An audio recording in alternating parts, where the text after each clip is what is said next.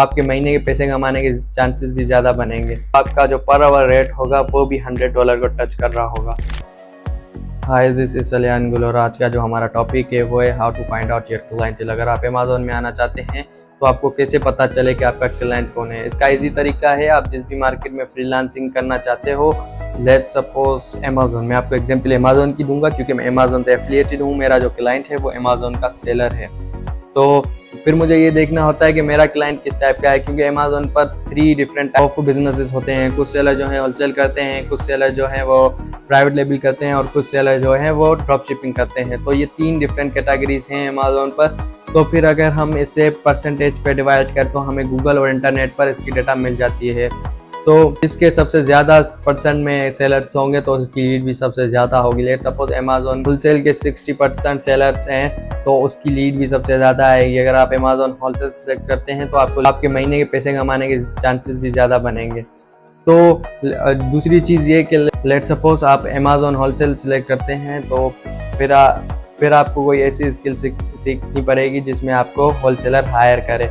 तो फिर आपको ये देखना होगा कि आपकी होलसेलर को कहाँ ज़रूरत पड़ती है। एक तो उसको मेरी ज़रूरत पड़ती है और उसे उसके अलावा कहाँ ज़रूरत पड़ती है।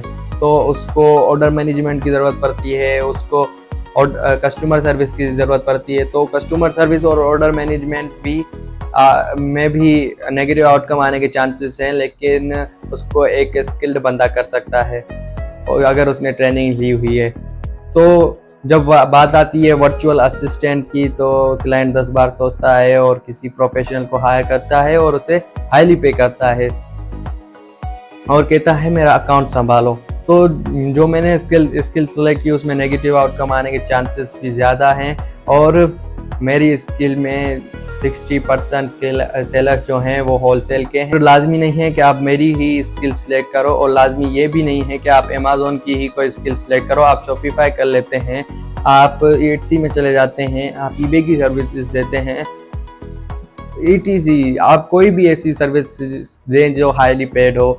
स्किल सिलेक्ट करनी होगी जिसमें आपको क्लाइंट हायर करे और उसको आपकी अशद ज़रूरत हो। लेट सपोज प्राइवेट लेवल के सेलर को PPC की अशद ज़रूरत होती है। अगर PPC आप सही वे में रन करो तो उसको अल्टीमेटली प्रॉफिट होता है और अगर गलत वे में रन करो तो उसको बहुत नुकसान होगा, उसको पैसों का भी नुकसान होगा और उसकी प्रोडक्ट भी रैंक नहीं होगी। तो आपको कोई ऐसी तो वो भी हाईली पेड स्किल है लेकिन उसमें नेगेटिव आउटकम आने के चांसेस भी ज़्यादा हैं। और डिजिटल मार्केटिंग और इन्फ्लुएंसर मार्केटिंग में भी अच्छी पे मिल जाती है PPC पर। तो आपको कोई ऐसी स्किल सेलेक्ट करनी है जिससे आपको क्लाइंट हायर करे और उसको आपकी अच्छा ज़रूरत होनी चाहिए। तो आपका मेरे ख्याल से बेसिक क्वेश्चन तो क्लियर हो गया होगा। तो और आप कोई ऐसी स्किल सेलेक्ट करें और मेरे फार्मूले पर रखें और अगर मेरे फार्मूले पर वो फिट बैठ रही हो तो you are good to go with that, you learn that and you will earn later. और अगर फिट नहीं बैठ रही तो आप उसे वो स्किल सेलेक्ट ना करें, आप कोई ऐसी स्किल सेलेक्ट करें जो मेरे फार्मूले पर सही से बैठ रही हो।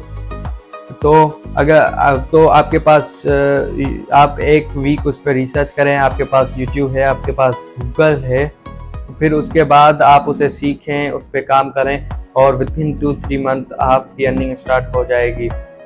तो और जब आप 50+ प्रोजेक्ट कंप्लीट कर चुके होंगे तो आपका जो पर आवर रेट होगा वो भी $100 को टच कर रहा होगा। कंटेंट समझ आया हो तो शेयर भी करें, लाइक भी करें और सब्सक्राइब भी करें। और अगर समझ ना आया हो तो अगर सब्सक्राइब भी किया हो तो अनसब्सक्राइब करें, लाइक भी ना करें और कमेंट भी ना करें और शेयर भी ना करें। Thank you so much.